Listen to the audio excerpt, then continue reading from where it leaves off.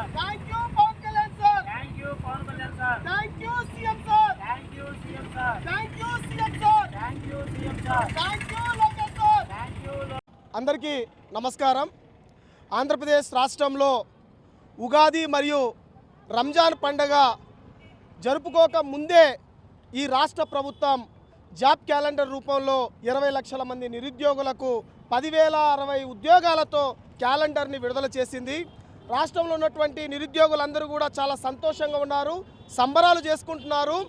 గతంలో చూస్తే Jaganmohan Reddy job calendar పేరుతో నయవంచన చేశారు.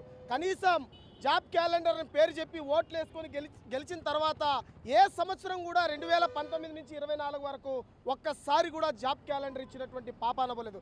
కానీ నారా లోకేష్ గారు యువగలం పాదయాత్ర చెప్పినటువంటి హామీ మేరకు ఏటా క్యాలెండర్ అన్నారు, ఉగాది క్యాలెండర్ ఇస్తామని చెప్పినట్లు 10,060 ఉద్యోగాలతో క్యాలెండర్ని విడుదల చేశారు. రాష్ట్రంలో ఉన్నటువంటి నిరుద్యోగ అభ్యర్థులందరూ కూడా చాలా సంతోషంగా ఉన్నారు. కూటమి ప్రభుత్వం మీద నమ్మకం పెట్టుకున్నారు.